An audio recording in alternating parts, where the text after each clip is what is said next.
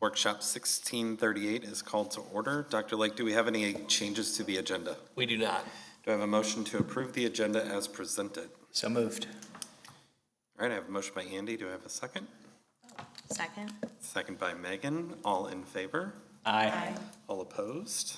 All right, motion passes 5-0. All right, Dr. Sparks, are you leading us off? We have two updates for the board tonight. We're going to start with Dr. Jill Lawson, our Executive Director of Student Services and Assessment, who is going to review our Student Growth and Achievement Report, and then wrap up with Dr. Jamie Cavato, our Executive Director of Secondary Education, who will be giving updates on our alternative learning programs. So with that, I'm going to turn it over to Dr. Lawson to review our Student Growth and Achievement Report.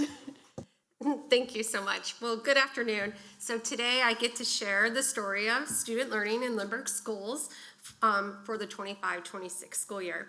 So the data you'll see isn't simply a collection of scores. It is evidence of the progress our students have made, the dedication of our staff, and the areas where we'll continue to grow together.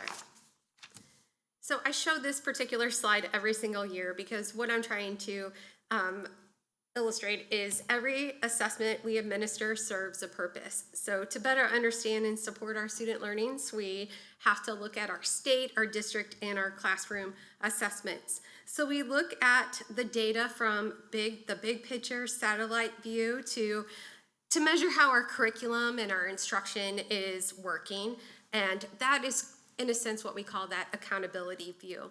And we also look at our data throughout the year to help inform and respond to individual student learning. And so all of these particular types of assessments are so important, but I always want to give a plug for classroom assessments, which I think are so very important and provide the most immediate feedback for our students. All right, we are going to dive into iReady diagnostic testing. And before we begin, I have just a couple things. One, pure excitement for the fact that we are doing a K-8 assessment from the same platform. So it's going to be a lot smoother as we move through the slides tonight.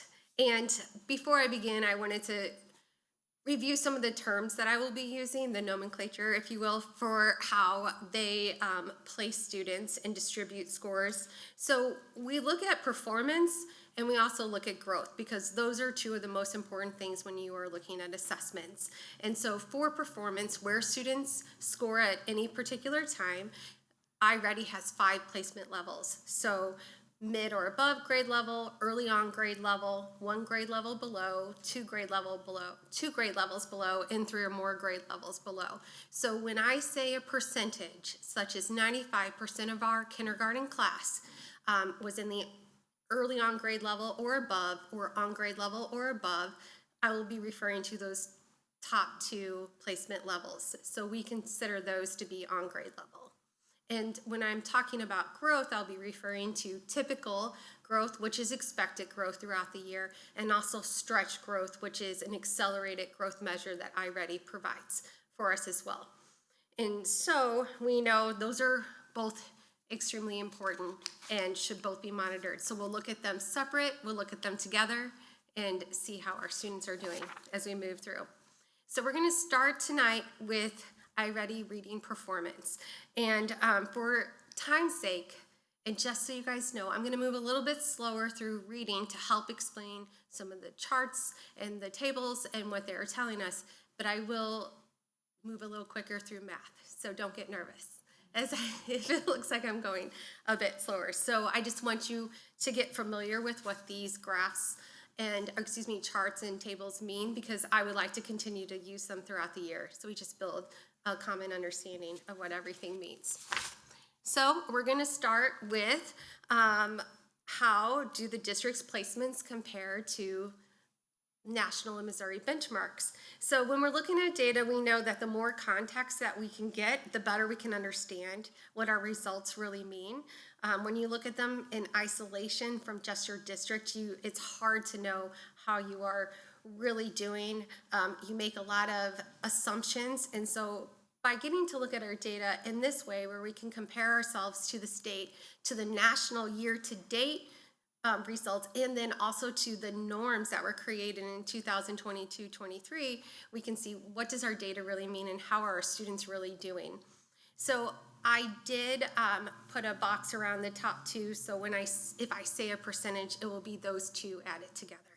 So if you're looking at here, you can see that Lindbergh in iReady reading, this is K through 8, everybody together, we are performing higher than the Missouri year to date, that's what the YTD is, the national year to date, and the 22-23 norms. So we ended the year with 73% of our students on early grade level or above. So, and this is our first time doing iReady reading as a district. Why this is so important is we now have a baseline. And so when we're building compass goals or looking at our data, this is our baseline and we grow from here. On the next 3 slides, you're Can I going interrupt to... you with a question already? Please. Yes. Sorry. Do we have any idea, there is the little disclaimer that this may not be representative of the actual Missouri or national student population because there's no one test that every student in the United States takes. Mm-hmm. Do we know what the makeup of iReady districts are? Are there a lot of districts like ours, or are they just all types of districts so that it's at least a good approximation?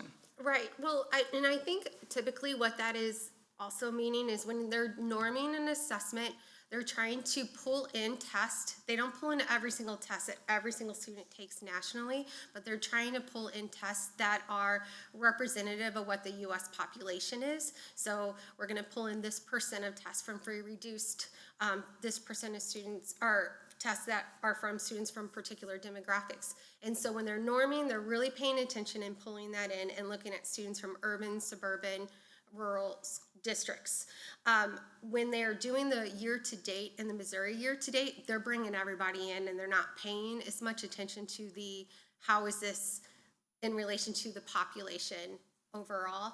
And so for me, that's how I was looking at that, is it's not necessarily going to, the year-to-dates are not necessarily going to represent what your student populations are.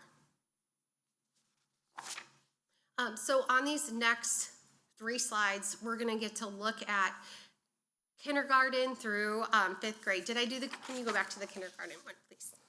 I don't know if I did that one yet. So this one is, again, now we can break down and look at those grade level comparisons to how did kindergarten in Missouri do, how did they do nationally year to date, and how are they doing in comparison to the norms. And so you can see there is a lot to celebrate on this particular slide, particularly our kindergarten, which I said was 95% of our students performed on grade level or above. 1st and 2nd grade also doing some amazing things, and in some circumstances, well above 15 percentage points or higher, and against the other benchmarks such as the Missouri or national. Kindergarten cannot be 2 or more grade levels below, obviously, but they can be a grade level below. So when we're looking at this, we're seeing that we are moving our students in the right direction. Another thing to think about is iReady is an end-of-year assessment. So when we're looking at these particular comparisons to benchmark, I am only looking at end-of-year results, but I will also show you the fall to spring growth that happens, so you can see how that goes throughout the year. So there is a lot of great growth that can happen between kindergarten and 1st grade. And if you look at norms, the growth that happens typically starts to change a little bit as you get into the upper grades. But nonetheless, we definitely see we are far exceeding the national and Missouri benchmarks. Moving on to the next slide, again, you see that same pattern of exceeding the national and Missouri benchmarks, and in some circumstances, well over 20% percentage points of our student are exceeding that. I did want to bring your attention to 3rd grade. 3rd grade is such an important data point for us. We know that this is a big shift in learning for students. Students are moving from learning to read to reading to learn, and this is a crucial point because we need our kids to be there. And so how are we getting our kids there by third grade so they can start to move on and take on some of the more complex text and also read to learn. And so we have in our third grade class, 87% of our students are on early grade and above. And so this is definitely an area to celebrate. However, we never want to stop. We never want to stop striving for that 100%. That's now our baseline. How do we continue to grow from there? And so fourth and fifth grade also doing great jobs, outperforming the benchmarks as well.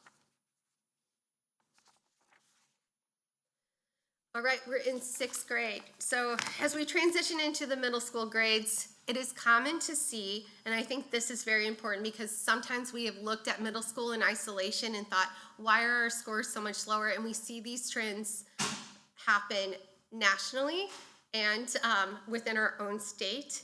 We know that there are some shifts in performance. Students move from a contained elementary classroom to a departmentalized schedule where instruction time is divided among multiple content areas. And we know that they're also navigating some developmental, social, and emotional changes in their life as well. Definitely not excuses, but realistic variables that I think are important to share. And so we have our benchmarks, and we know that these learning experiences change, and we're going to continue to expect high performance and growth from our middle school students. But again, with all of those variables shared, you can still see that our students are performing really well. And I really wanted to bring the attention to the difference in the placement distribution of our low 2 grade levels and below. So I think that's something to recognize for our middle school teachers as well. All right, so kind of the same charts, same concept, but we're just gonna look at our data from the fall to the spring. So this visual puts all of our students together, K through 8, and it shows how our students are performing from the fall to spring. So you can see here, our students started at 45% on grade level, early on grade level and above. And by the end of the year, 74% of our students were early on grade level and above. We see the distribution change, which makes a lot of sense for iReady because it's an end of the year assessment. So we should see that growth happening like that. We just want to see the most growth that we can. Here we can now look at fall to spring placement distribution for our kindergarten through our 5th grade and see, again, kindergarten, definitely something to very much celebrate. And I'm pointing out kindergarten, the most opportunity for growth, but the things that our teachers and parents and students are doing and administrators throughout the year, we're seeing great growth happening in kindergarten through 8th grade, but on here, all grade levels, definitely making some positive changes in the growth from beginning to the end of the year. Okay, now we're just looking at Lindbergh in our middle school. So middle school is above the national and Missouri benchmarks as I shared before, but just looking from the growth from the fall to the spring, again, want to recognize that decrease in the 2 grade levels and below from the fall to the spring. So I have some really great charts and tables I'm going to share with you to show how we're moving students in those particular placement levels coming up. If you have any questions, please continue. I have a question. So when you're looking at from fall to spring, when in the fall do they take the test, and then when in the spring do they take it? So they start taking the test at the beginning of September, pretty much in the September range, and in the spring they take the test close to end of March, April. That is for the K through 8. Okay. What about middle school? Middle school is the same. Same thing? Mm-hmm. Okay. So it's pretty much a beginning of the year, end of the year type of thing. They do take a test in the winter as well. I'm just showing that growth from the fall to the spring. Yeah, and Jill keeps referring to it as a end-of-year exam. I mean, community, this is more for the community. we're testing them where they should be at the end of the year, at the beginning of the year. So that's why, then that's what you want to see is that growth. So when we give that test to the third grader in September, that's where a third grader should be at the end of the third grade year. And so I just want to make sure that that's clear. So, But the spring is the last assessment for that school year, except for the state assessments after. but for iReady. With iReady it is, yes. Okay. And I just wanted to go back to Julia's question earlier. I did a little quick math with the number of students in the state of Missouri and the number of students who are taking iReady per grade level. So we're looking at about a third of students in the state of Missouri who are taking iReady. So it's a pretty significant population of students that we can compare ourselves to at the state level.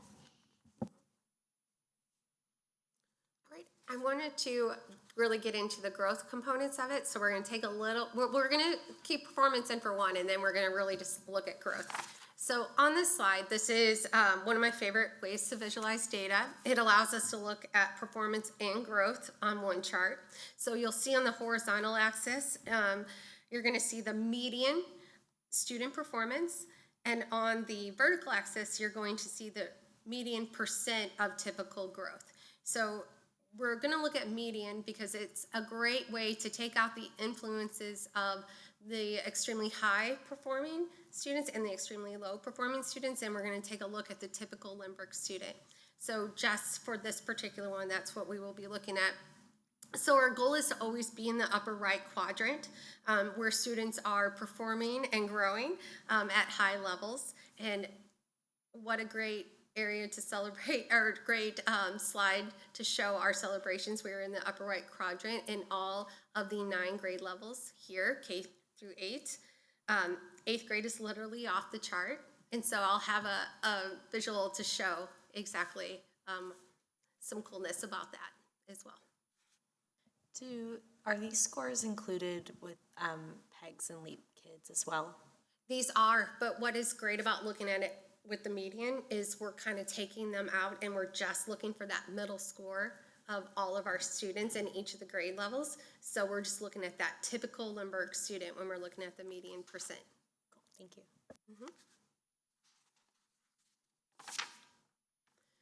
All right, so here we're going to be looking at how our students are progressing towards typical and stretch growth. In the beginning, I said 2 important terms for growth would be typical and stretch, and so here we are.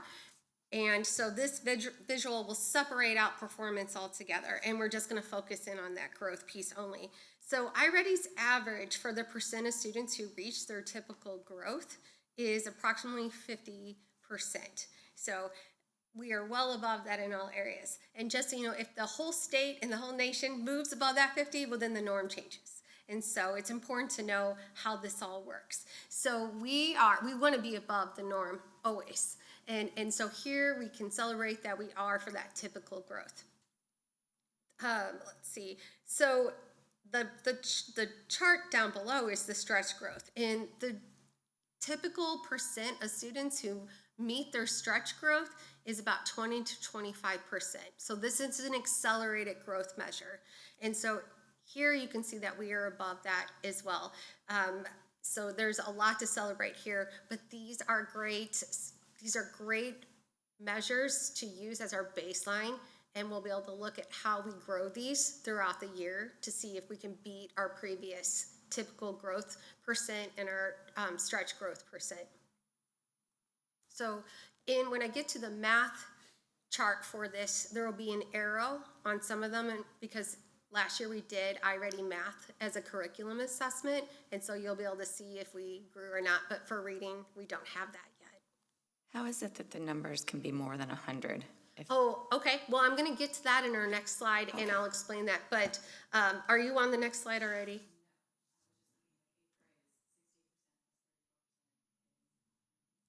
Those are, the stretch will include our typical as well. So you don't add those together. So if any student is in the stretch, it's because they have exceeded beyond the typical. Okay. So moving on to the next slide, and I'm going to do my very best to explain this. Every time I practice, I've kind of changed my order. So I'm going to do my very best to explain all of this to you. So this visual shows how much growth happened at each placement level based on fall results. So students had we're looking at that fall result, and we are back to median percentages here. So we're looking at that typical Lindbergh student. So we're gonna grab that middle score and see how we did. So let me explain this to you from left to right, if you will. So here on the left, in the first column, we will have each of the placement levels that a student can perform on in iReady. And as you move across, we will see the K through 8 result, and all the way at the end, you have all of your students. So if a student meets their typical growth, and I need my glasses on for this, if a student meets their typical growth, then that will show 100% progress. So if a student exceeds their typical growth, they are well above their 100% progress. So every student gets a scale score. Let's say for easy math, they get a scale score of 100 just for that easy math. If for wherever they scored, they will have a projected typical growth based on wherever they were. If they meet that projected typical growth, then they get that 100%. If they fall short of that, then they will be below 100%. And if they exceed it by a whole bunch, then they will be well above 100%. So as we move across here, I want to bring your attention to two particular columns.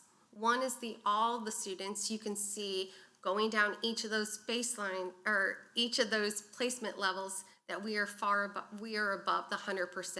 So our goal on this particular chart is to always be dark blue. And if you look at 8th grade column going down, you are going to see some pretty remarkable percentages. So wherever students placed, you can see in 8th grade mid or above grade level, the median percentage was 175%. And if you get into early on grade level, 350%. And moving down that particular column. May I ask a question? Please. Make sure I understand it. So looking at 8th grade, in the 2 grade levels below, with the 254%, that shows that quite many, I can't. No, you got it. Many Okay, students. many, the median many. percentage, yeah, Went up to their typical and probably above. and beyond. Well And above. so if we're going to see higher numbers, they're great in all levels, but it's even better if we're seeing those higher numbers down at the bottom. Both. I think it's a yes and. We want to see, are we moving our kids who are performing high? And are we moving our students who are performing low? And are we moving everybody in every category? Is everybody making growth? And that's our goal. And when I show you that 8th grade column, you can now kind of start to understand why when you look at the quadrant chart, why 8th grade was off the charts. Because they had so much growth happening at each of those particular grade levels. So when you look at this, it helps you understand that chart even more.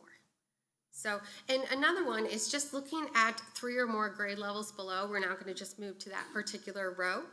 And you can see that is exactly what Rachel was saying. Our students are not necessarily there are multiple grade levels below, and we're seeing a lot of great growth looking at that median percentage. The typical student, not influenced by any gifted students or anything else.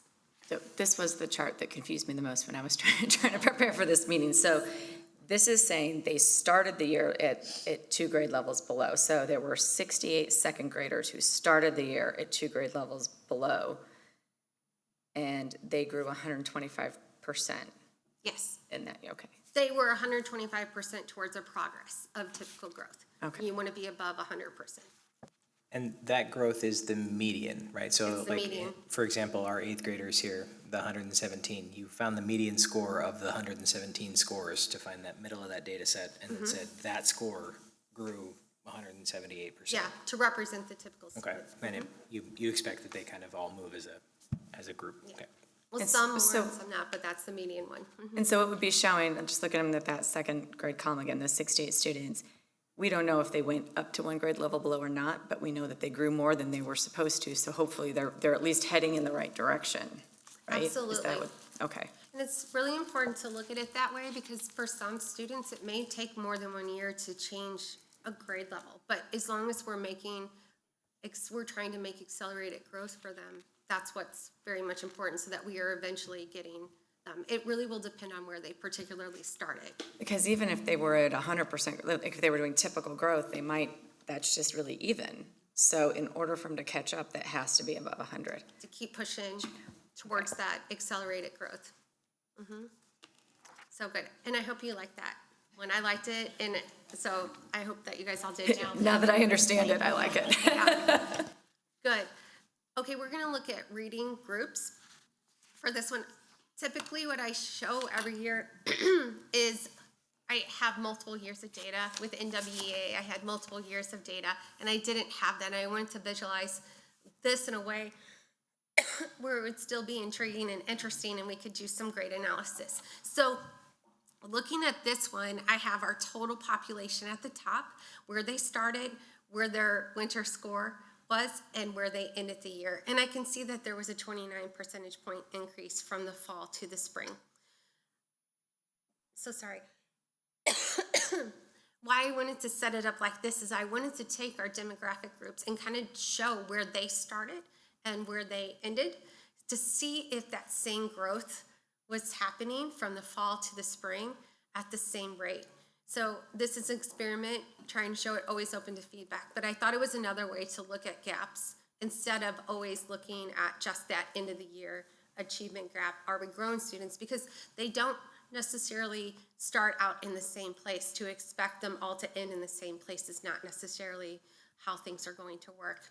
So here, just to give you an idea, I talked to you about that total and how is the growth happening. You can see here our Asian student population started out performing better, did not make the same kind of growth. So now I'm just doing a comparison to what does that look like with our total.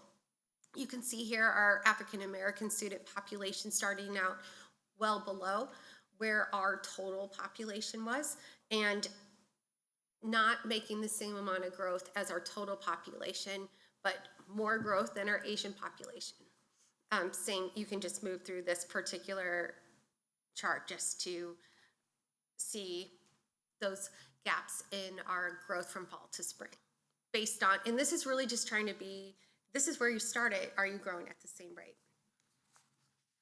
When you get to the next slide, this is our special programs. And Julia, you asked a question last year, and so that was kind of the basing this chart off of your question from last year. We were looking at free reduced last year, and you were like, well, how are our free reduced doing to our non-free reduced? So that you were a little of the inspiration for this new chart here.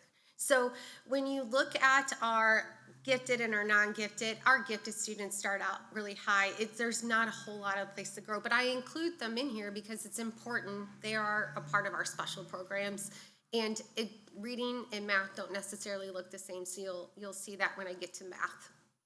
But how are non-multilingual students growing in comparison to our multilingual? And that's awesome. This is an awesome celebration. They're surpassing that. Special education and reading, not surpassing. Definitely an area to dig into and do some more work. Now, this is every student with a special education eligibility component. This could be speech, this could be autism, could be OHI, it could be anything. So it's not necessarily all students with reading special education, but this is everybody in here. So looking at those particular variables, we know the starting place is totally different, but we got to keep growing kids at an accelerated pace. So looking at some of our programming. Pre-reduce, the same thing. It's not that it's so far off, but it is below, so definitely an area to look at. How are we looking at our data throughout the year with our administrators? How are teachers looking at their data within their classrooms and seeing all of our students in?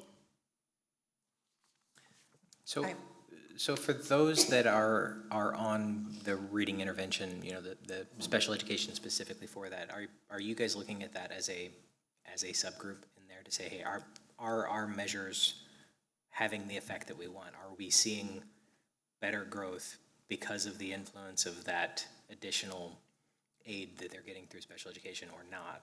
Yes, it is. I know that Dr. Volter has data meetings with our reading specialists, and they're constantly monitoring that. I don't have that here today. Now you just inspired and something for the next year. But I know that they are definitely looking at their data to see, because they have to monitor how students are doing on their reading success plans. Yeah. There's a hand Is that what in the you're back. talking about, is the Lindbergh Reading Success Plan? Is that what you're talking about, or are you talking about something different? Both. So anytime there's an intervention that we're doing it. Well, but right, there's it- there's just the reading interventionists, and then there's Right. Going tier all the way three. into- So like with, Right. like special education isn't the reading So interventionist. Right. each of those programs I would look at holistically, because I know we look at the per student, right? We watch each student, as we should, right? But I'm curious if we've looked at it as a holistic group to say, all right, everyone that's receiving this type of intervention across that audience, across that population, are we seeing the growth that we want to see for that intervention? And how does that stack against, can we get that same data against some of our neighboring schools, right? And can we compare that across to other norms and say, hey, is our program the right fit, or does somebody else have a better way to make this sandwich, right?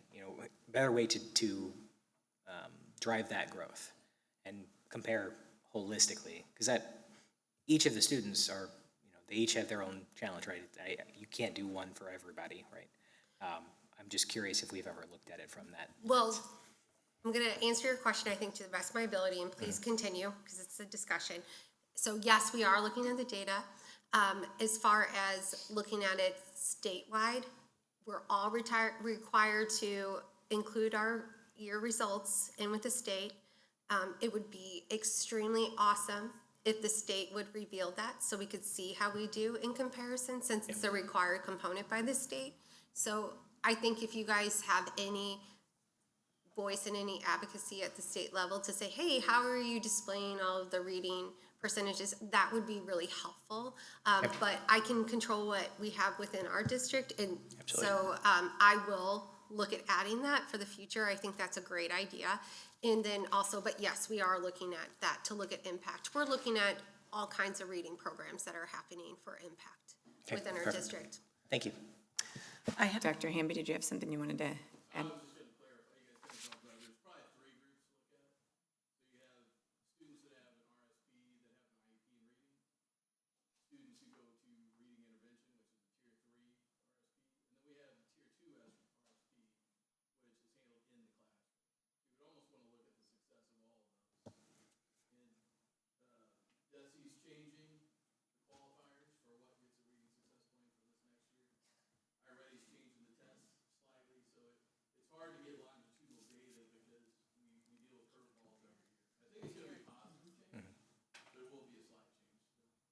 Yep, I would be interested to compare the population to itself, right, in each of those groups, and then just as a whole, just as a, call it a KPI, right, a performance indicator of the programming that we're putting in place there. Is it driving the growth that we want to see? And if we can benchmark that against other, if we can find the data, I completely understand what we have and don't have Find it for access to us, it. for sure. Yep, absolutely. Thank you.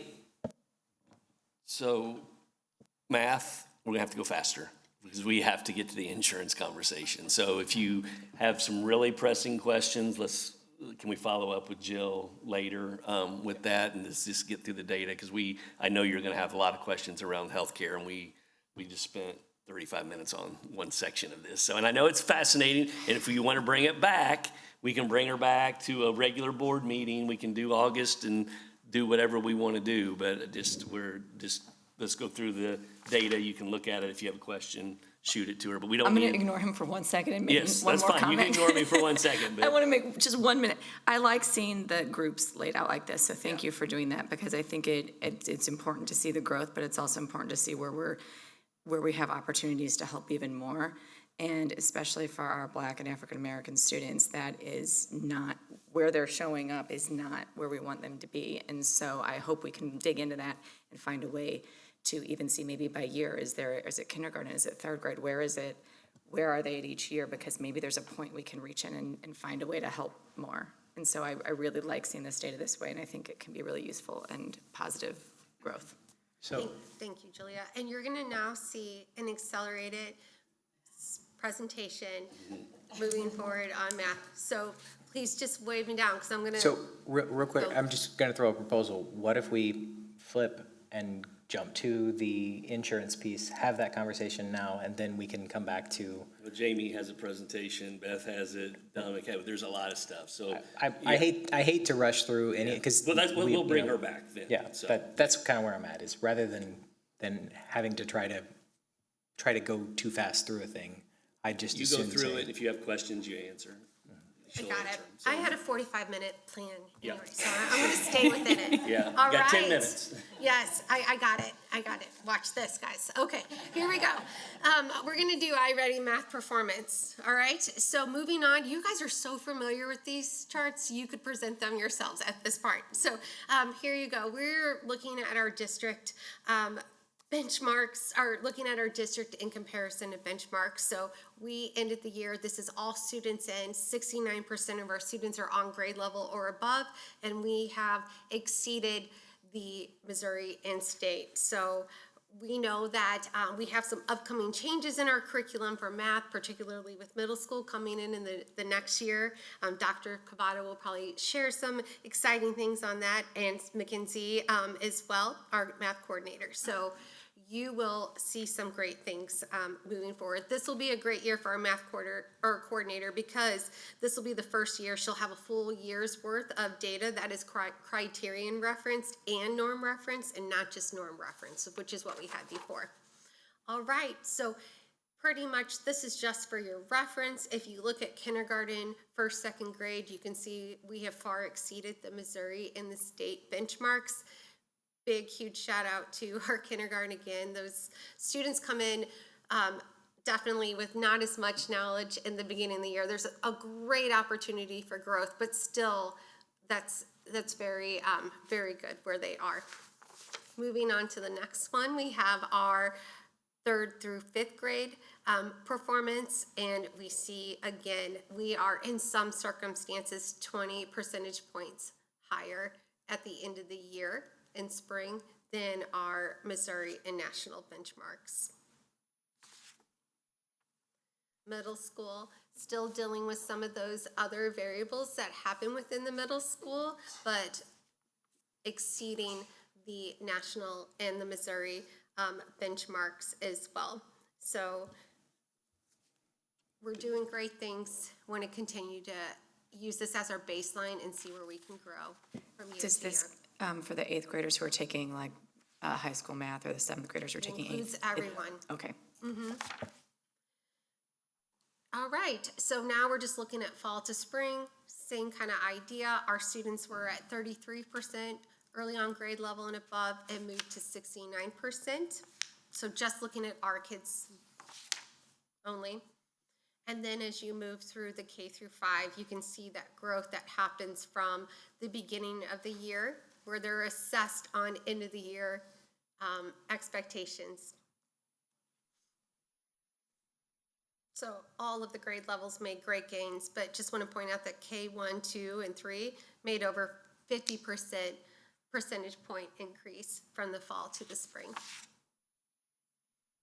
Again, middle school, looking at their growth from the beginning to the end of the year. And that decrease in that 2 grade levels and below. They're moving students. All right, we're gonna get into iReady math growth. We're gonna move a little bit faster here because you've seen all of these particular things. We have 8 of the 9 grade levels in the upper right quadrant. That's the place that we want all of our students. 6th grades, a little shy in that growth area of being, and we're looking at median percent, again, just to give you that idea. That's the vertical axis on this particular chart. So 6th grade's a little bit shy of that. So we're gonna move in and now just isolate out growth only. So there's arrows on here because the students in K through 5 participated in iReady in the past. So this will tell you if the percentage of students who met their typical growth increased from the previous years. Although with 5th grade, just know we were also doing NWEA. So this is just a baseline year. Those are increased percentages, but this is really our baseline data where we'll start, because not every student maybe participated in the spring assessment for iReady because they were taking NWEA as well. So we're going to, like our reading, look at this, and we can see that we're well above that 50% of students meeting their typical, and we want to, except for in sixth grade. And this helps you visualize why that sixth grade was below in that quadrant chart. And we can see here that we want to be above that 20 to 25% of our students in that stretch growth. And in many situations, we are or within. And sixth grade, we have that lower percentage for that stretch. So what do we do with this is we do some deeper dives and analysis with our math coordinators and with our PLCs and administrators to find out the why. And we keep asking why until we get down to what is the root cause. All right, so now our favorite chart and table is this one, and we're gonna look at our 5 different placement levels and how our students are growing in each of those grade levels based on that median percentage of typical growth achieved by that placement. So where students fell in the fall and what was their percentage of typical growth. And so we want to be all dark blue. And here we can see some patterns where we are in that, let's call that like light blue and gray. So we can look at where we're seeing some of the areas we need to monitor, dig deeper, and watch, because we want to be above 100% in all of these. I'm going to move us on to iReady student groups. Here's that same comparison for our demographics of where we were in the fall and in the spring, and how our demographic groups are growing in comparison from where they started. And so we do see a little bit better keeping up with that total percent of growth from the fall to the spring, but definitely still some areas that we want to continue to grow.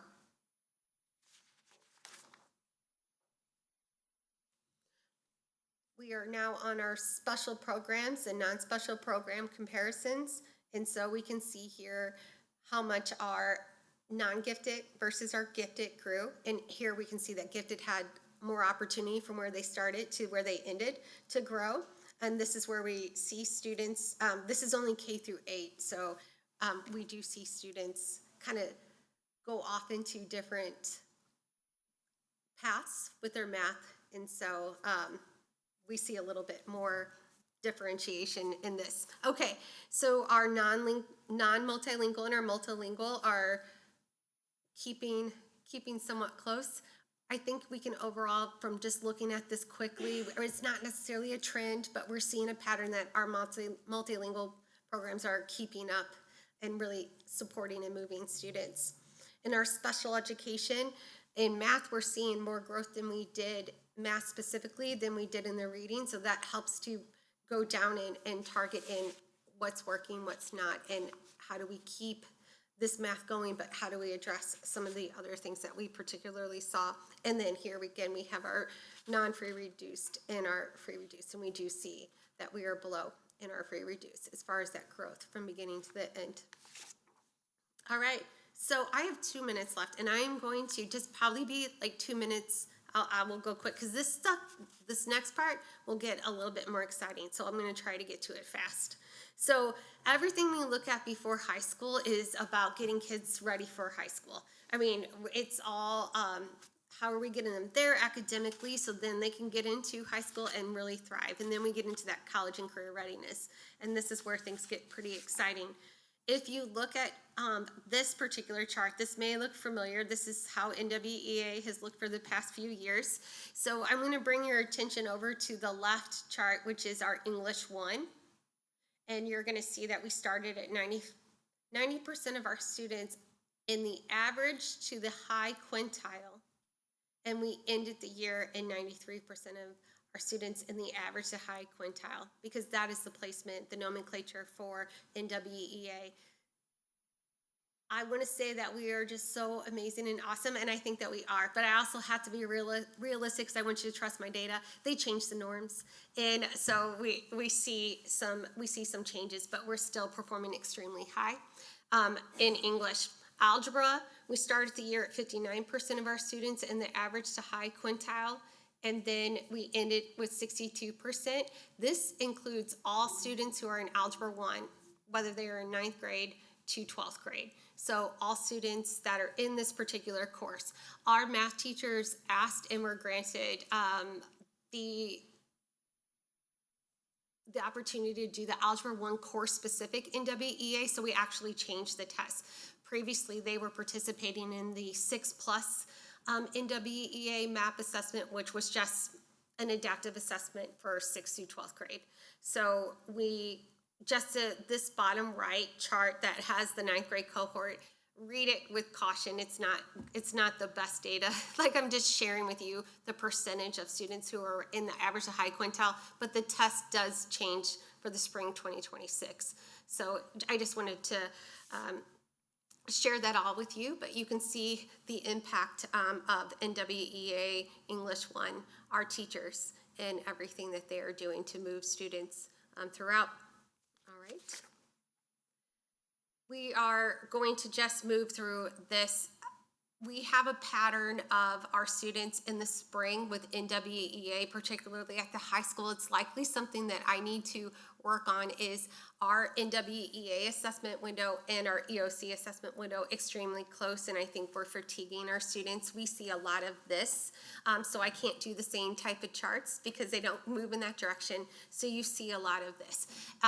Some of our demographic groups, remember we're only looking at 9th grade, are so small, so if 2 students to 4 students decide to just, I don't feel like it today, that's gonna ruin our data. Is that what you think happened with our Black African-American students? Because we were at 77, jumped all the way up to 92, which is great, and then It is.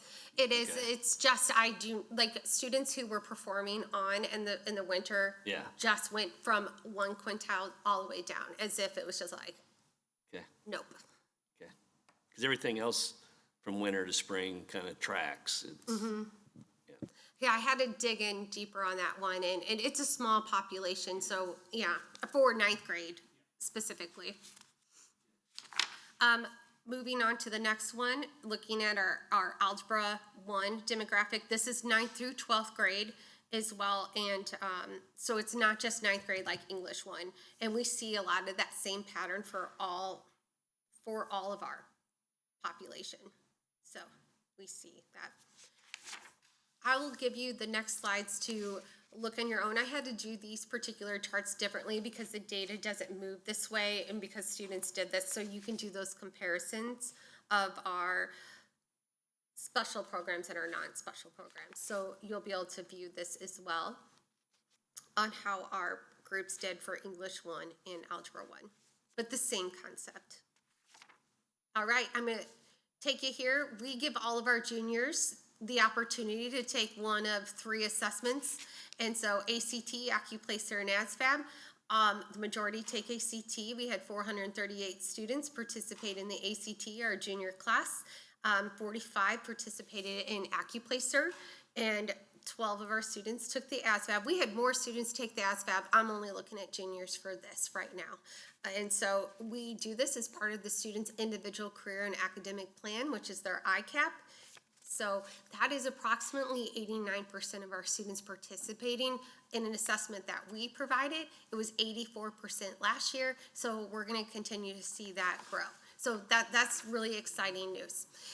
Here I have our composite score. This is all of our students. This also includes students who would never have thought, hey, I'm gonna take the ACT until that opportunity was provided to them. And so here's our composite score. We had 79% of the students chose ACT, so that's very promising. We hope to see that go up as we see ACT's relevance start to come back to light. We gave the English, reading, and math subtest. We did not give the science, just so you know. ACT redesigned their test. They shortened the test, and science is now an optional component and not part of their English, math, and reading composite. So we had lots of discussions, did a lot of work on this, and so we'll continue to review this, but we did not give the science. All right, so we had 22.4% was our composite. AP, this is, we have so much to celebrate on this page in itself. This is a result of our AP teachers, our honors coordinator, Miranda Gelvin, and our building administrators. And so there are just so many things to celebrate. Access, the students who are participating, the achievement, how they're doing when they participate, and the opportunity that our students are taking to challenge themselves on all of these particular assessments. So you can see the increases from 2022 to 2026. We had, looking over to the right on the school summary, that table, from 2022, 425 AP students to 2026, 693. I mean, that's a 63% increase in the students participating. And so as you continue to move down, I think if you look at even the number of exams, it's almost 100% increase from 2022 to now, doubling everything that we're doing. So the best results that you can look at on this particular table is that the percent of total AP students with a score of 3 or higher, meaning it is a passing score, it's what it's referred to, we have 92.78, 93%. And then looking at the percent, that's a percentage of students. Now underneath the percentage of exams passed in a 5-year summary, we're at 91% of the exams that are taken are passed. So, and this is not something you can cheat on. Like, this is some good stuff. Yes. That's right. So much to celebrate here, access and challenging. This is just for your information, you know, what exams received an all passing score. And I know that Japanese only has 1 on there, but Tara and I were talking about it. It's great to show that our students are challenging themselves and doing independent studies and taking AP tests. So even if it's 1, that is and getting a 5, because we don't offer that class here. So that is amazing stuff. Is this every year? Every year. It's definitely 2. It's definitely 2. And then the next one is just the top 5. I always think this is fun. What are the top 5 assessments that our students are taking? All right. Sorry. Please. Do we, Here, ask all the questions you want. Jamie, sorry, we're gonna pivot to health, that next. So, anyways, but ask Jill all the questions that you want, so. Okay?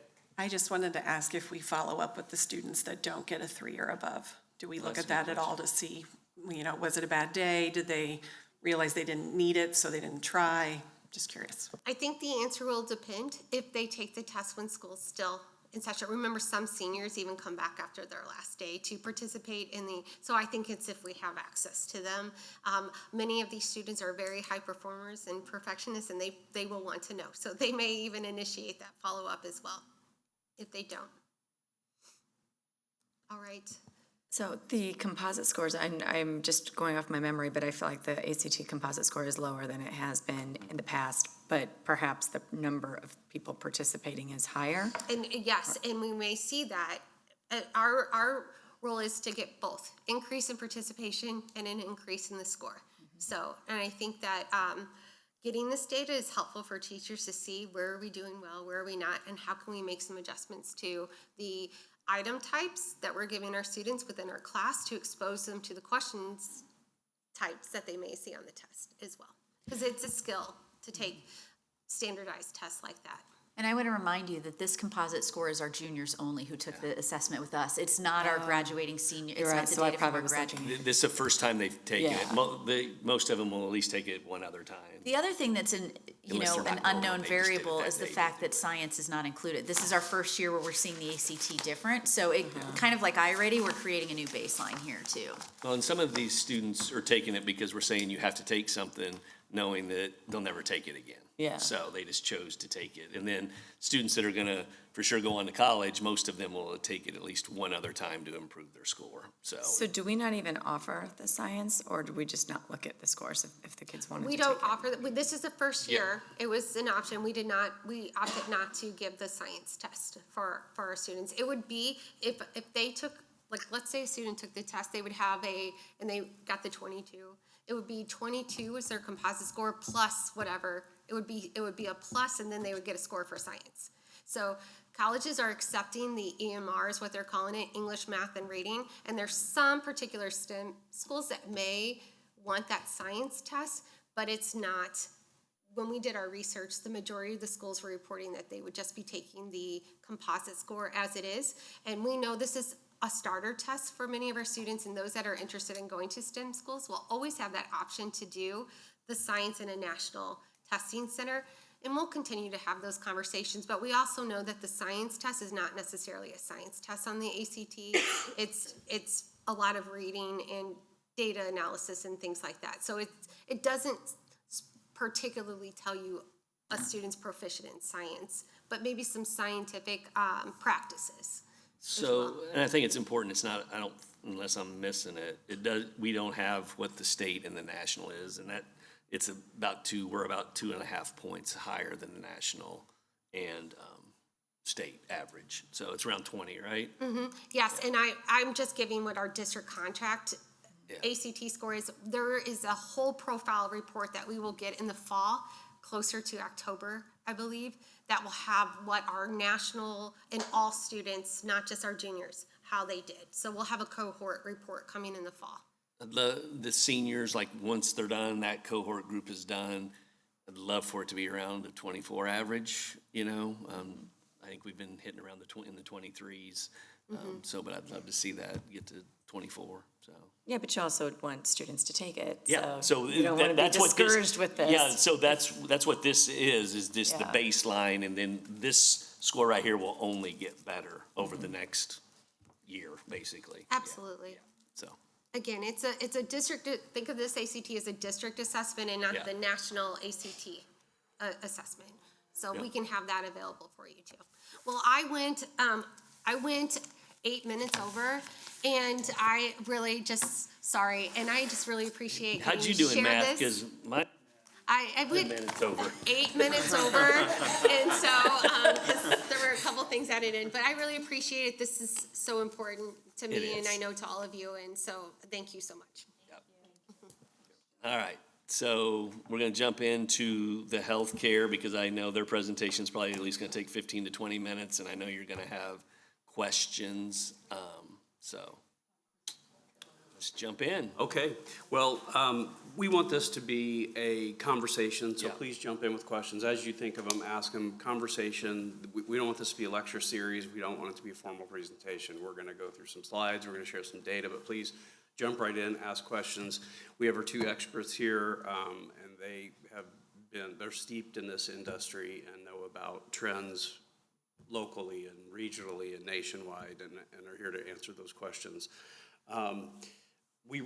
Our goal here is to secure our medical fund. We're self-insured. There was a time when we had a $3 million surplus. We're gonna go through some history, but we want to define the problem, which in short is our medical fund is running a deficit, and we're having to move operational money into it to keep it afloat. We want to examine how did we get to this place, and so we're going to examine some history and talk about things that we've done, exhaustive efforts really to praise Ann Worthen and Chris Briley. They spend their days thinking, how can we fix this? And they've really exhausted, as you'll see, about every effort and initiative shy of increasing costs for employees. They've pulled out all the stops before that step to try and correct this. And even with those, as you'll see, which are significant, they amounted to millions of dollars in savings, still wasn't enough. We want to explain our plan for the future and how we would roll that out. We went into this with a goal of raising $1.6 million in revenue, so you'll see how we propose to do that. We also wanted to maintain at least one free health insurance option for our employees, so we've done that with this proposal. And again, please jump in with questions. I'm gonna interrupt. I know I'll interrupt them. they know I'm going to. Dr. Lake's welcome to do so as well. As he hears things, I've invited Mark to jump in with his perspective. He's got other districts' perspective. Very recently, his former district was self-insured, and I'm sure grappling with a lot of the same issues. So without further ado, I'd like to turn it over to Ann Worthen, our Director of Benefits, and we'll walk through some data for you. And please jump in and let's make this conversational as we can. So just to introduce Chris Briley is from Heffernan Insurance, and we work closely together. He's our benefit consultant, just as an explanation. And I hope I'm as interesting as Jill. We'll see. I'm talking numbers, not the same ones. So the first slide here after this one is an illustration basically of how our employee money has stayed the same in the plan for at least since 2014. It's probably honestly 10 years prior to that. But the red line shows you how claims have increased over that time period, and it's just not stopping.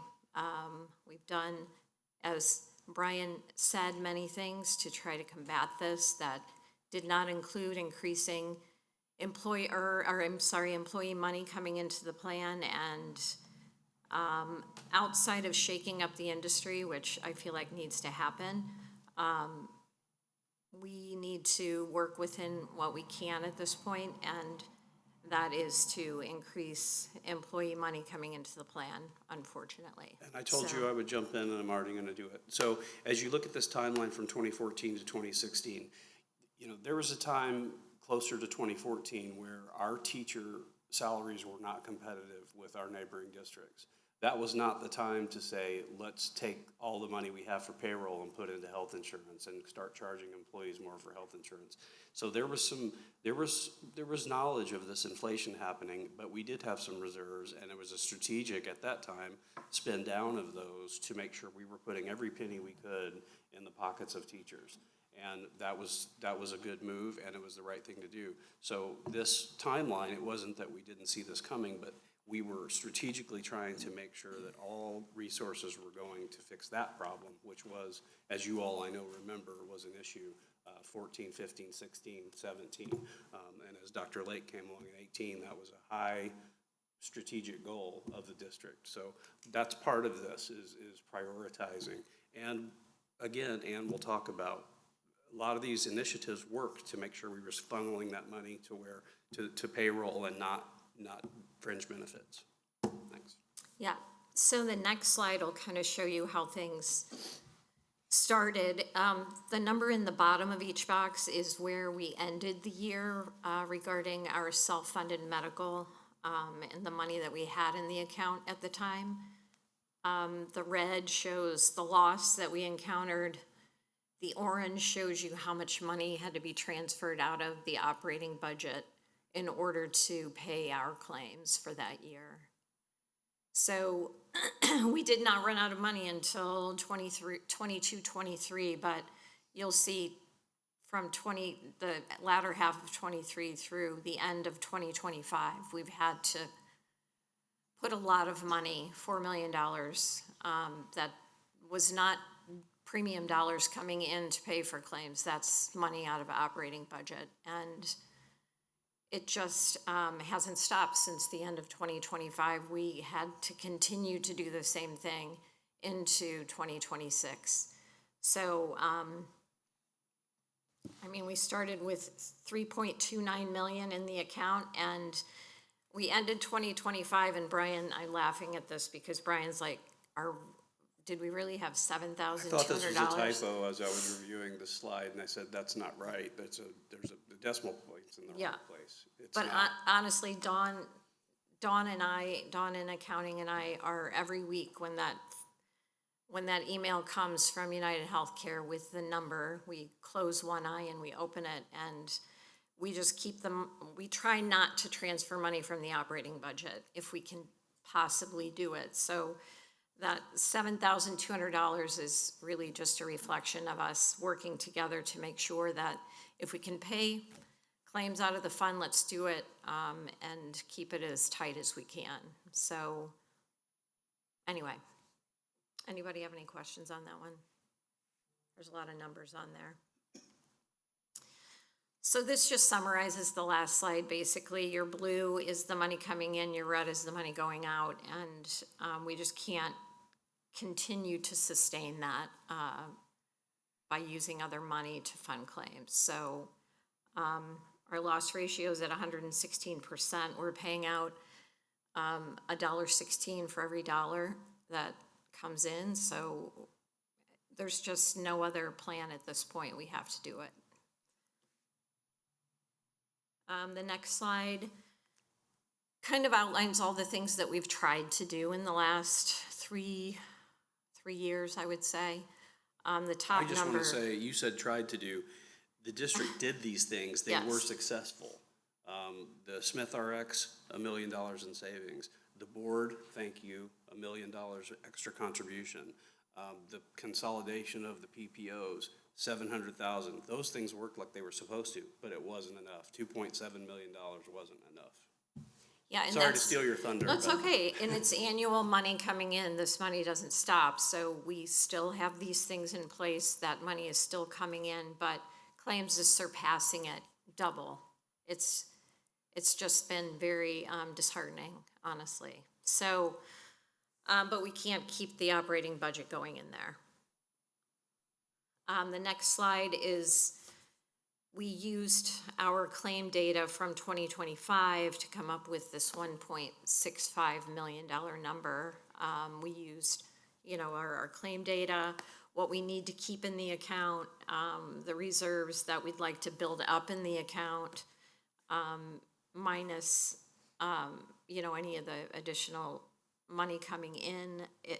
And we came up with the $1.65 million, which we're dividing between plan design changes, which don't really amount to a ton of money, and then premium dollars coming in and increased premium dollars. So you'll see that division between the value of the plan changes that we are proposing, which is $100,000, and then premium coming into the plan, which we have to kind of, we'll explain this a little bit later, but that's an estimate. We can't really determine how employees are going to enroll in these plans come January of 2027. So we may have less claim and less premium. We may, I don't know, we hope that people will migrate over to the high deductible plan from the PPO, because that's where most of our claim dollars are being paid.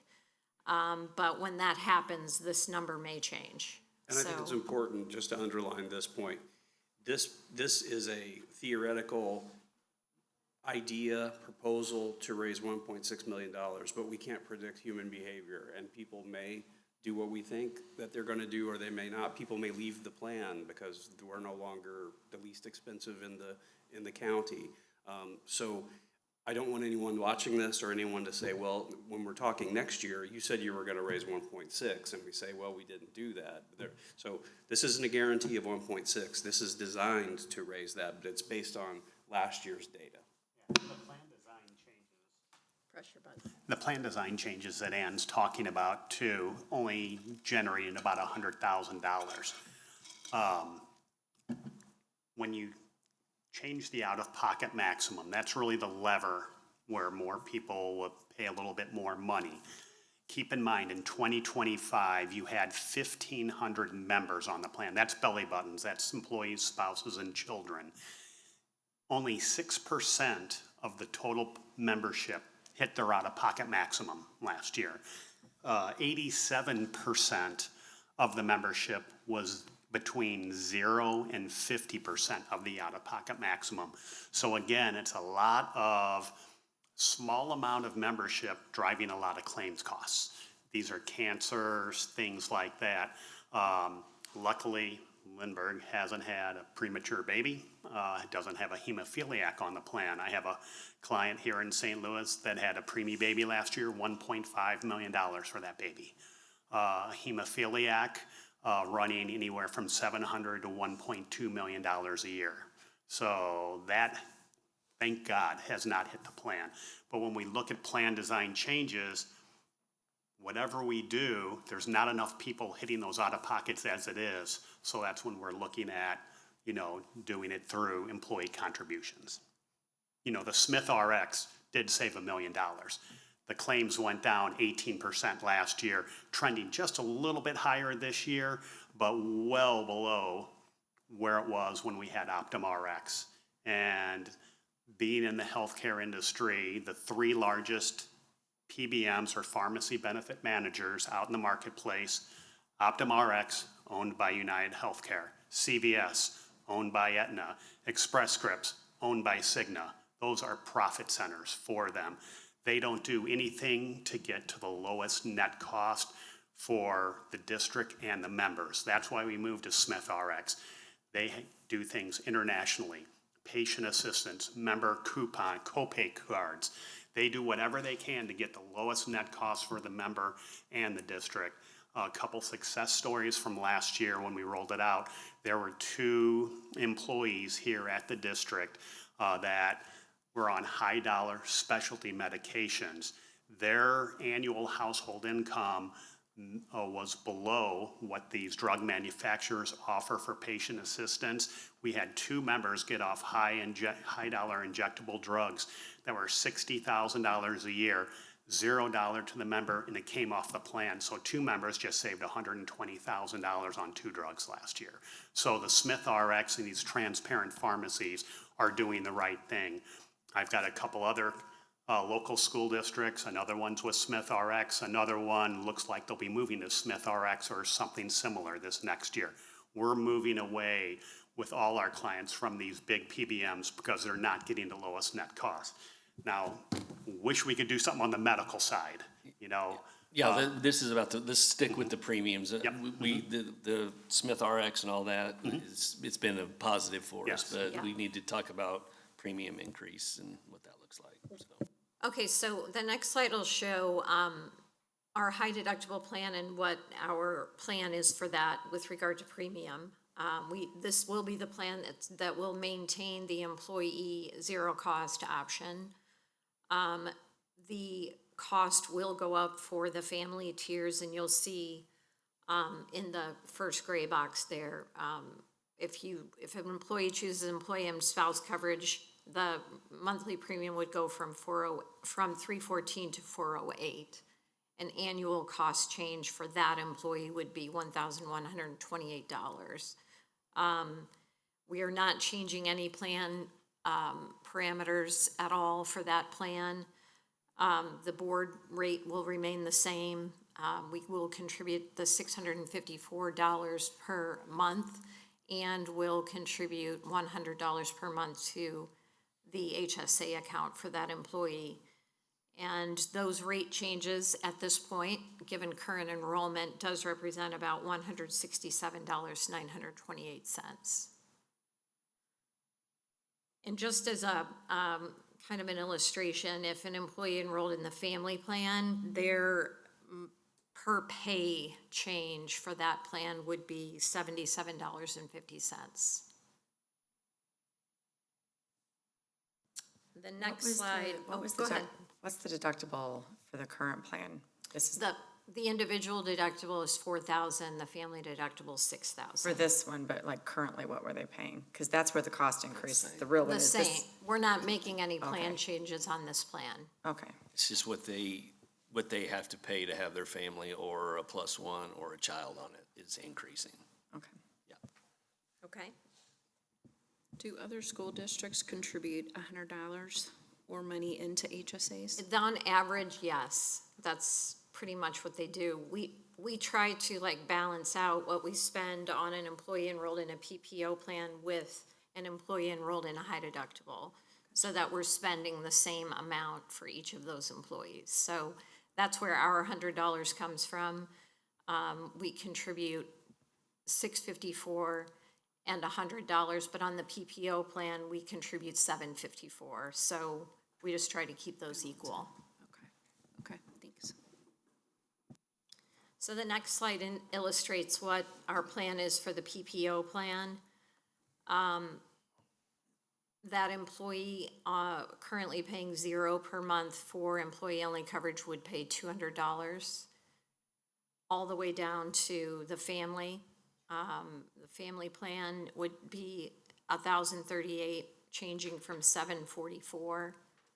That annual employee premium increase is $3,528, which is high, and I get it, but that family probably would migrate, I would assume, over to the high deductible plan. When you're looking at a per paycheck change for that employee on the family plan, that's about $147 per pay period. So again, the board paid rate is $754. We're not changing that. And then the revenue generation from these changes, given current enrollment, would be $1,382 on average, so. Do you know what percentage of our employees are currently on a PPO plan? It's about a third, 2/3, so about 66%, basically. And if a good majority of those would switch to the high deductible, that is where we would see some significant savings. You should see savings from claims, from the claims side, but less money from the premium side. So it's kind of we'll have to look at the claim data in 2027 and see how it all played out. But overall, you should see a change in a positive direction for sure. You're trying to attack it from both angles Yes. then? Okay. Yes. And did you say, Ann, this is designed to raise 1.3 million? You said that right? Yes, this plan, Yeah. correct. And honestly, employee awareness on how they're spending money. If you're enrolled in a high deductible plan, you know how you're spending your money. A PPO plan isn't really designed for that purpose, and I think all of that is very good. So migration would be good. It's probably gonna look like we're not doing well on our high deductible plan at the end if we get a ton of people enrolling over, because claims will not go away. They'll just be paid differently. So, okay. Any other questions on that one? These are monthly, right? Yes. So like the family 673? That's correct. Per month, okay. Yes. So for reference, that's what I was just pulling up, was my most recent pay stub, and for my high deductible health savings plan through my employer for my family, we're paying $760 a month. So it's still under what and I consider that a good number compared to my previous employer. So, Yeah, you will find that. That's why that's why family members aren't shying away from enrolling in our plan currently, because we're probably it's still the gonna. most affordable game in town. We've Still gonna be been a steal on Yeah. this, Yep. and that's great. From an HR standpoint, that was wonderful. It was a great recruitment tool. It was, so it's unfortunate, but it's not sustainable. I think what Ann's gonna show you in a moment is, with 30% increases in these rates, we're still coming in on the bottom tier of districts. So she'll show you that slide in just a second. So just a few, on this slide, it can be a little confusing. I did put Parkway and Rockwood in there, but let me tell you that they contribute to family premiums, which most districts don't do. Parkway and Rockwood are those types of districts that do that, and we cannot compare. We're not in the same ballpark there. The bottom 5, including us, are districts that have similar plans. We're all self-funded. We don't contribute to family premium. So it's a better gauge for us to compare ourselves with those bottom 4 school districts. There are a couple that aren't in there, like Webster, they're not self-funded. Afton's not self-funded. We can't compare in those ballparks either. So, When you say It's they're important not to note that, self-funded. because one of the questions, I'm sorry, I didn't mean to interrupt you. One of the questions is ultimately is gonna be, why these districts are a lot more, but not everybody does the self-funded thing. Some people they hire an insurance company and their employees pay way more. This is the way to keep employee costs down, is being self-funded. That's why we do it. Can you just explain the self-funded Yes. versus not a little bit broader, please? Sure. Thank So there isn't anyone taking profit from us on this money. If you become an insured If you work with an insured carrier, insured plan, there's profit built into those numbers, and typically the premiums themselves are twice what we're paying. In short, we put money in, we meaning our employees and employer money goes into this account, and then we pay our claims out of the account. We try to keep a reserve in there, which would provide some like padding for us, which was useful for a while.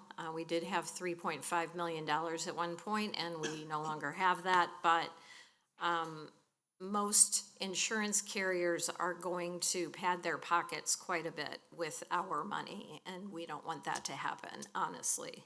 Yeah, typical carrier profit under a fully insured arrangement is 5 to 7%.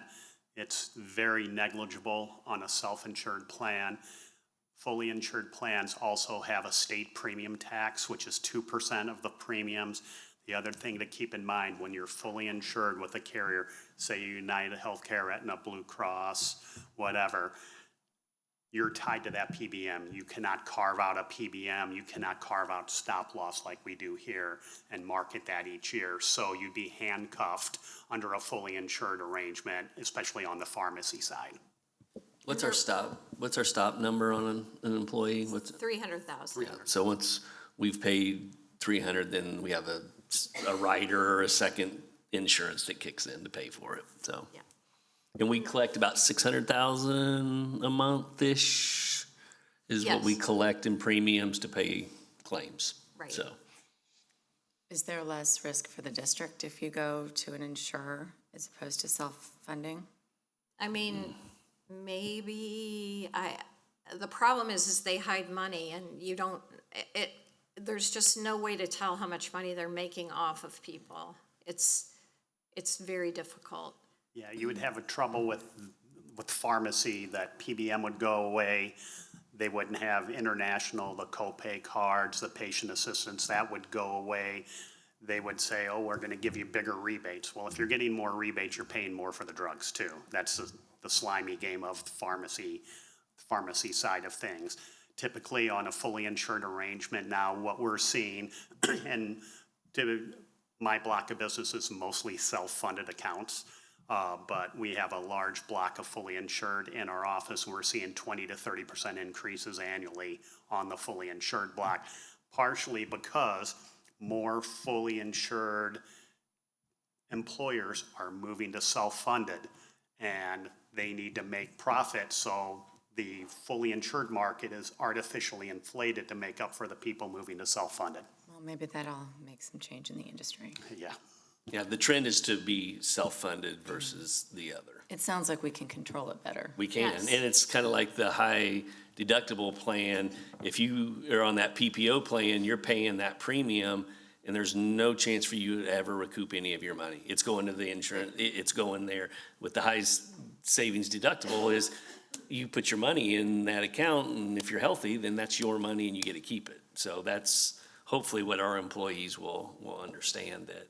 And you can use it when you get older, to bridge it till you get to 65 to pay medical premiums and things like that. So we're hoping that education piece will. And it's not use it or lose it. Anything that's left in that account, like flex spending, you have to spend it, and it causes people to do kind of irresponsible things. They go out and spend on things they don't need. This is, it stays in your account, and once it gets above a certain amount, it gets invested in mutual funds, so then it can even grow.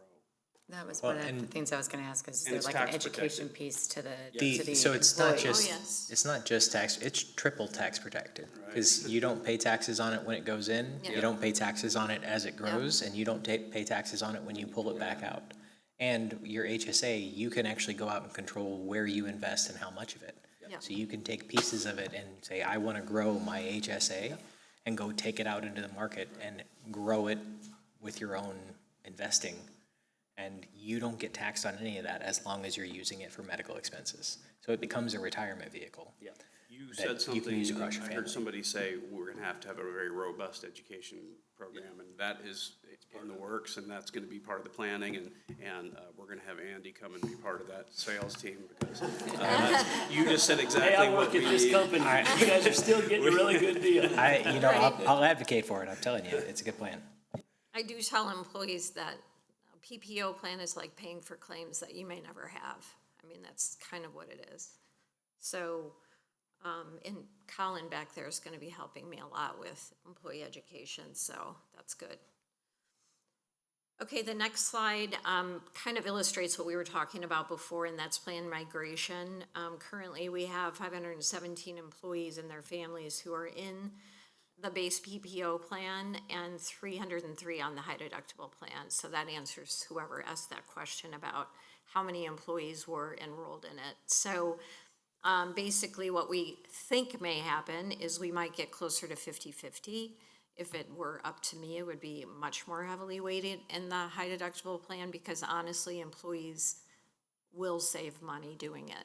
And that's just the part that they don't understand. And it's very difficult to educate employees. Sometimes people want to listen, sometimes people don't want to listen, but when you are increasing premiums, sometimes you get a little bit more attention. So I think we may get at least close to 50-50, if not higher. So So they have two options, right? They have PPO Yep. or high deductible. that's it. And then they can tier what coverage they're gonna have in each one. And we talked about not even offering the PPO anymore, but we felt like if people want to pay for it, and at $200, I mean, it's $2,400 a year. I mean, that's not, I feel like that becomes as part of the education and part of the conversation. Oh, for sure. Ultimately, if this doesn't right this, and if this doesn't put us on the right path, we're gonna really have to consider removing that as an option at all. Yep. And go to that as your only option is a high deductible. We've tried to baby step this, you Yep. know, and you're right, though. Yeah. I mean, we've tried all those things, the things that we were talking about with the pharmacy. We added, you as a board authorized $1 million more last year. I mean, we've done all, and this is just kind of that next step, but eventually it's going to get to a point. And the nice thing is our leadership of teachers and other recognized groups in our school district are aware of this conversation. So this is all, they've been a part of it to bring this recommendation to you, the NEA and other groups as well. I think it might be a good point to actually talk about some of the other ideas that were considered that didn't work out, because it's not like we went straight to increase rates. There were other ideas thrown around, like sure. trying to have And our that own. education, this is what we did first. And we're at this point, you're exactly right. So that's Yeah. really. I like the word exhaustive, because these guys Yeah. have taken every measure possible shy of increases every single Yep. year since 2020. There's been these initiatives, RX and Go. I mean, we don't want to do greatest hits, but there's a really good timeline of this.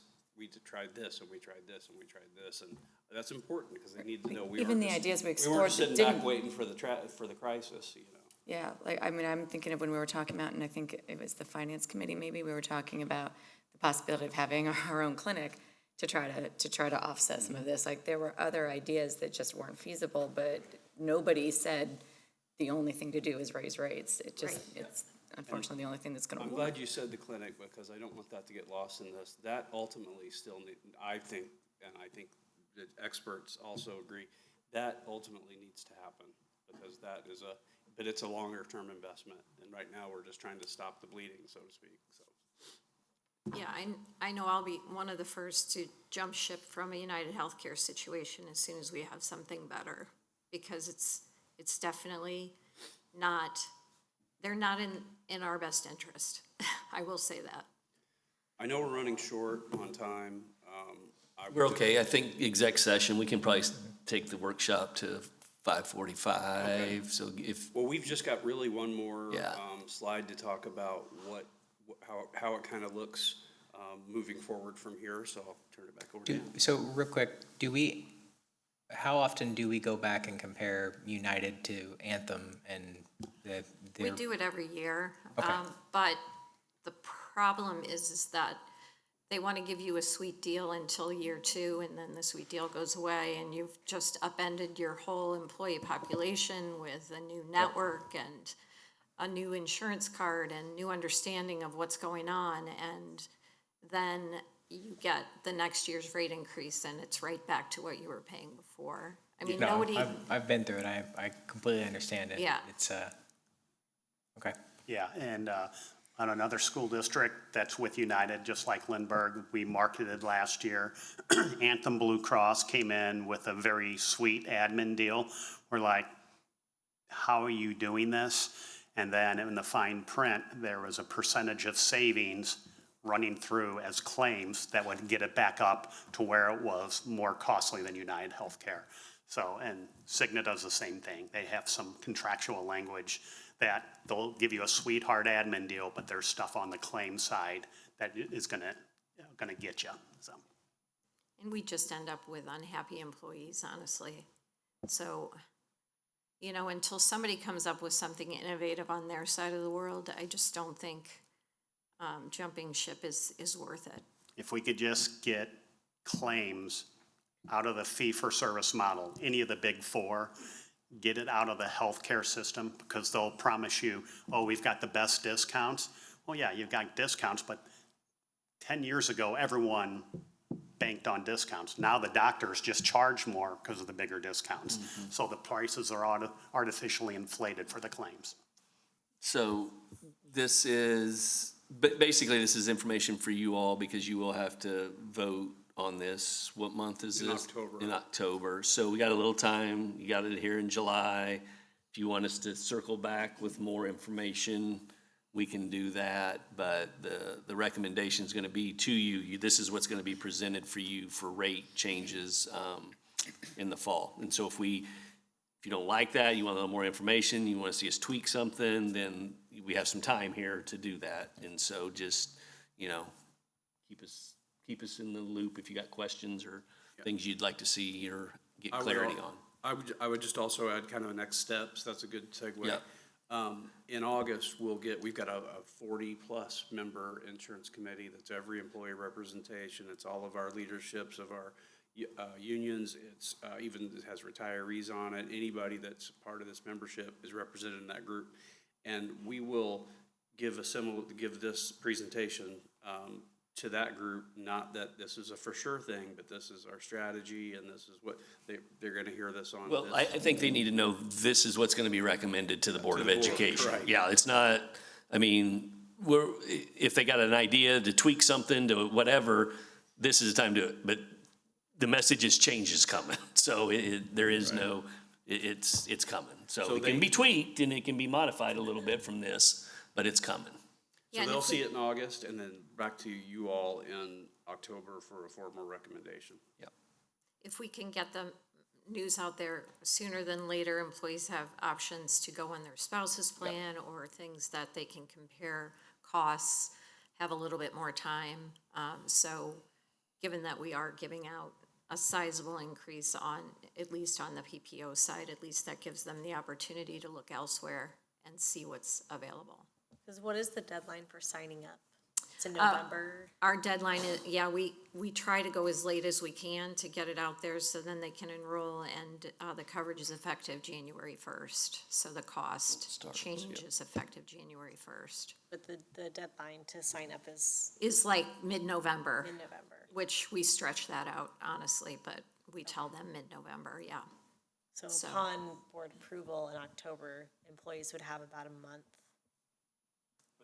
The information, and I don't see, I mean, we may tweak something, but the overall increase in costs are probably gonna stay the same. So this will start getting out in August, basically. This is what's gonna be. To Once we all present- employees or just the committee? Once we present to the committee, then their job really is to spread the word. To their, So LNEA will be talking about it in their membership meetings, LEOP, LEHP.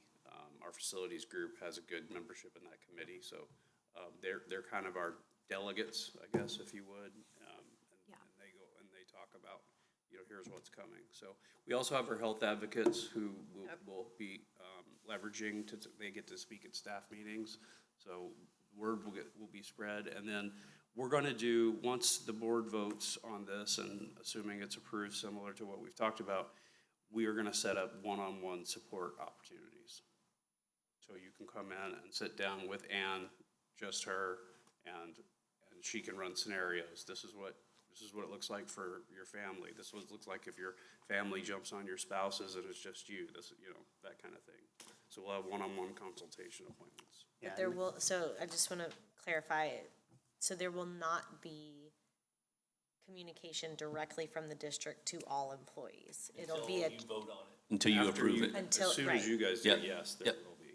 That's when we'll start really in earnest saying, here's times to come in and talk about it. There will be lots of communication after that. Yep. Yes. So the earlier the better on approval. I mean, if we can get there, and any questions that you have, please What do we definitely wanna- reach out. We But, could bring it in September. We can bring it in September. yeah, Concerned about the timing of making sure that employees have ample time. We can bring it in August. I mean, we want to meet with that group in August. In the benefits committee has already seen this, said, okay, yeah, let's go. And again, it's, we wouldn't put anything official out there until you guys do official action, which would be typically when we bring it is October, but if we want to do it in September, we can do it. You can do your presentation in August, bring it in September. That gives us 60 days to do that. Absolutely, we can do that's a that. good plan. For sure. I think September makes more sense because a lot of, if they decide they don't want to use our plan anymore, and they want to enroll in their spouse's plan through another employer, that typically happens in October on the other side. Sometimes, So- but it does take, I think, 30 days to get on to the other. Yeah, well, so usually like in October, at least where I am. You do your In benefit October, enrollment in we do October. we do our enrollment for the following January. So, and typically, like with us, our gonna- increase in rates provides a life event for Yeah. an employee to enroll in another plan. So if it's a significant increase in rates or price change, that does allow them a life event on a spouse plan. okay, well, that's good. Yeah, and I I was still think curious if we September's were better. gonna encourage them to might as join well. their spouse's plan. Some companies have, the policy, if your spouse can cover you, go with them. But it sounds like we are gonna encourage them to do that. I think the premium increase is gonna do that for you. Sure.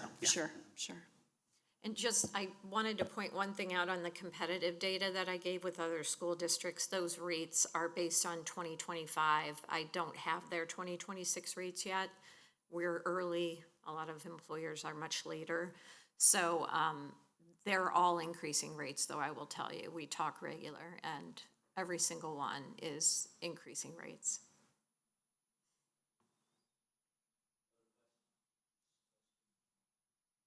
Okay, yeah. So, And thanks, Chris. all right. you. Jamie, can you do yours in 8 minutes, or do you want to punt it?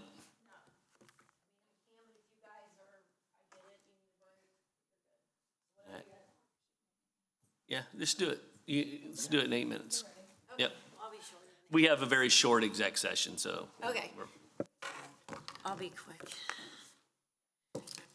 Well, mine's a little bit more exciting, I think. I'm sorry. I'm kind of thinking, Speaking of the clinic, I started thinking, you guys have been aware of the incredible pizza, us with the church. Maybe we carve a spot out for that clinic, the medical clinic over there. So anyways. all right, so, Colin, you want to go to the next slide? I want to talk to you just a little bit tonight about our alternative learning program that we are going to house next school year at Lindbergh Schools.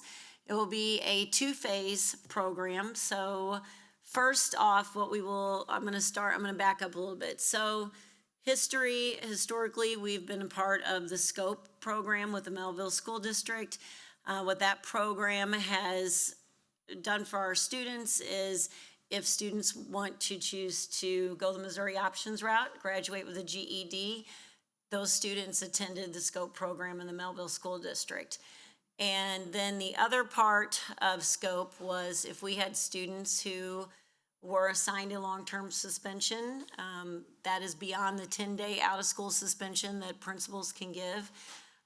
Those students would serve the rest of those days, so they could be assigned 30 more days, 45 more days, the rest of the school year, just depended on the situation. And they would receive their educational programming at Scope in Melville.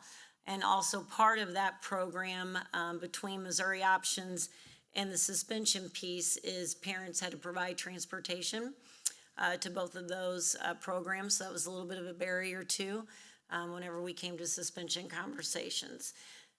So moving forward, looking at what we've done in the past, is we have paid a membership fee every school year. And it's ironic that Dr. Sparks and I talked a little bit about this last school year, whenever we were making payments to Scope, looking at some more cost-effective ways that we could handle working with our students. And we wrote a compass goal. So this was back in February, early March, that this school year we would do some exploring and possibly 27, 28 open our own facility. Well, that got moved up pretty quick because the Melville program Scope has disbanded. And they decided that they'll no longer offer their services to all the partner school districts. So we were already on a path of thinking and researching, and now here we are with implementation.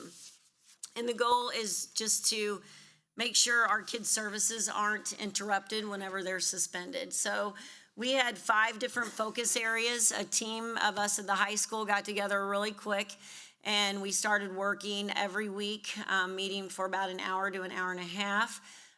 What we started talking about is what design Scope looks like whenever kids go there now. But then we also started to look at our current alternative programming for students. And what could we do if we want to think big to embrace all of those programs to personalize learning for students who struggle and struggle in a lot of different ways. It could be academics, it could be social emotional. Another piece that I thought of was a story of a student that we enrolled, I think it was year before last. The student hadn't been in school in several years, 18 years old, turning 19. And a program like this, we would have sent them over to Scope. And what's nice is now the alternative setting that we'll be able to offer here at Lindbergh is we'll be able to take that student in. They'll be able to have a personalized learning plan, be able to take, it's a test called the TABE, which will give them some insight of, will you be able to pass the GED? And instead of, again, us sending students outside the district, we're gonna be able to do that in-house next school year. Colin, you wanna go to the next slide? So a little bit of metrics, just to kind of give you an idea of students that we've been sending outside the district for alternative suspensions. We started out, I think my first year in the position, we had 8 students on extended suspensions last year. That went to 21. So we have some significant needs that we can really dig deep and address with our students socially and emotionally in this alternative setting. And Dr. Lawson and I have already spoken to some individuals that we can start working with, which is Centerstone, and they want to offer their counseling services not only to students individually, but come in and do groups, some group therapy with students, but then also with families. So we're so excited because those numbers right now, we're not able to do those things. We've been sending them to Scope, and they do have a counselor there, but it isn't here at Lindbergh. And it's gonna be a little bit more personal to bring everybody in whenever we see students struggling with the suspension side of things, in order to get them back into school, get them help, and get them the support that they need. Let's see. So looking at our schedule, there it is. So a little bit like we used to do years ago. Morning session would serve our middle school students, afternoon, high school. certified teacher, a teacher's assistant, 2 different learning methods, so one in-person teaching, of course, and then we also have an online resource called Schools PLP that we're going to work with, and then again, the social emotional support with Centerstone.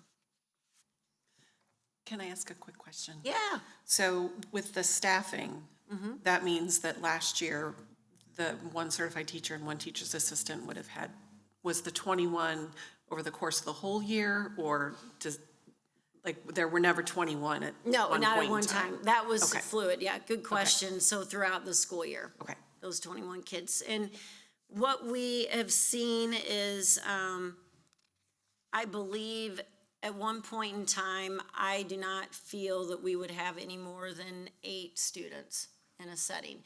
And some of those 8 with Missouri Options, they come in the morning, they might only come in 2 hours, they may only come in 3 days a week.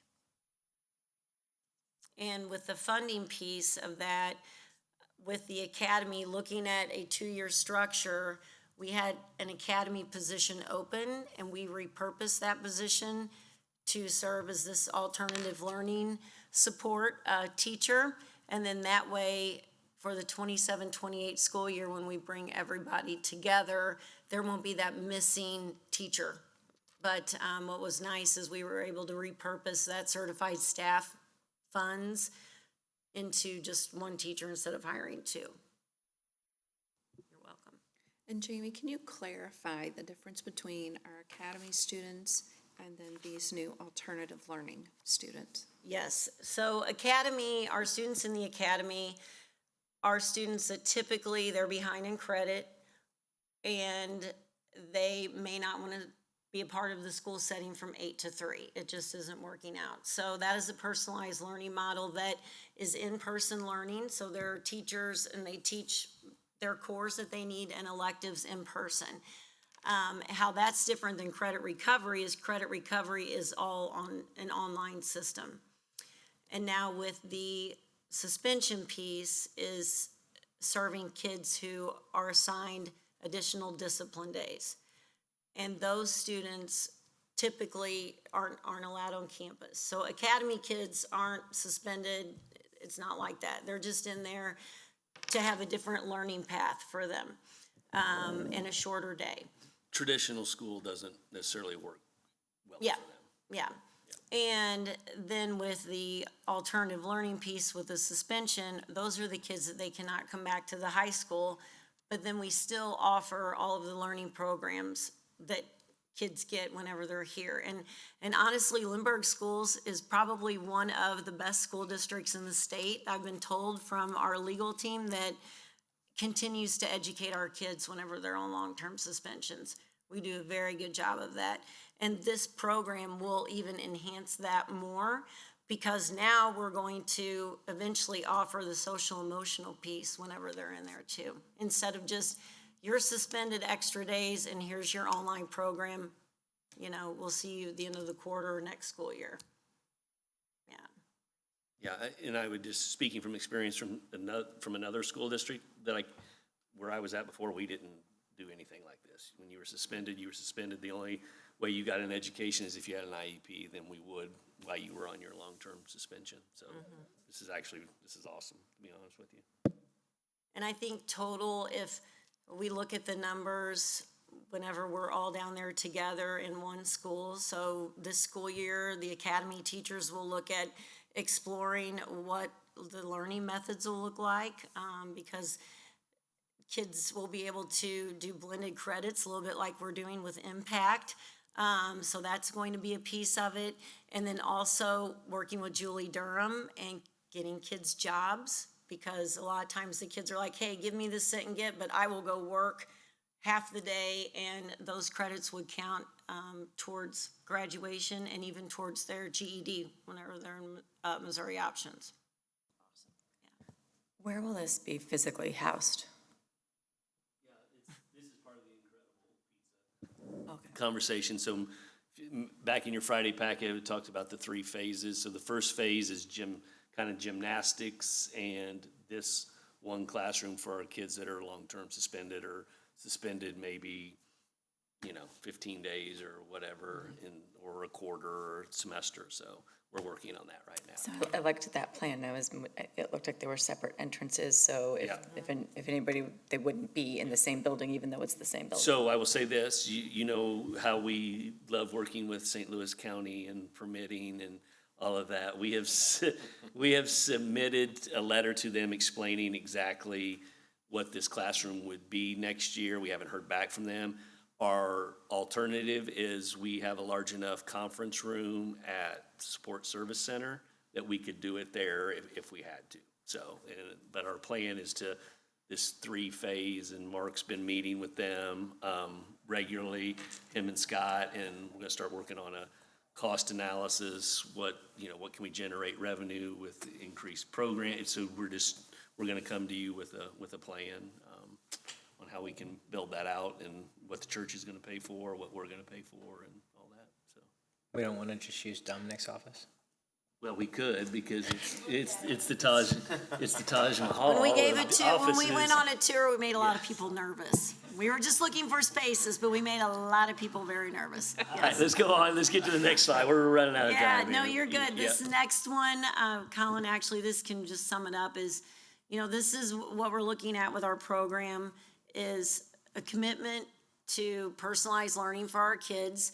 And like Dr. Lake said, this program is, for a student that the traditional school setting is not working. And in a prior school district I was at before, I went through the entire path of not having an alternative school to going partial to full on, and it's fantastic. We went down there, it was at Fox, and we went and spent a half a day down there looking at their program, meeting with their teachers, because it was fantastic for our kids. It truly was. And it was nice for our middle school to have that support, because currently right now we don't have that for our students in middle school. We do have the option to send them to Scope, but that really was not ideal because of just, the logistics of where it is, and they're young kids. So that's all I have. The last one? Oh, yeah.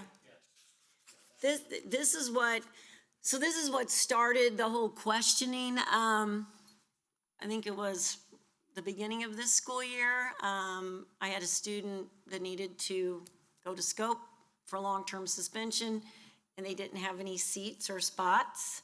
And my question was, why? And it was full with the other partner schools, because we shared with Afton, Bayless, us, Melville, Oakville, and that prompted me to start asking some questions, and Dr. Sparks and I looking at things, and we've been allocating $185,000 to this program. And if that one slide that had the statistic, the first year I was in this position, I think we had 8 students in there. So if you want to do the math, for 8 students, $185,000 is a lot of money. And we can do a lot with that money for our own kids. So it is pretty exciting. The principals are very excited about it. That's our team that we work with once a week, or all the high school administrators. Ms. Rugley is very well versed in the alternative programming. So it's been good conversation, and I love the fact that we are going to put Academy, Missouri Options, long-term suspension, all in one place to service kids. It's gonna be a good thing.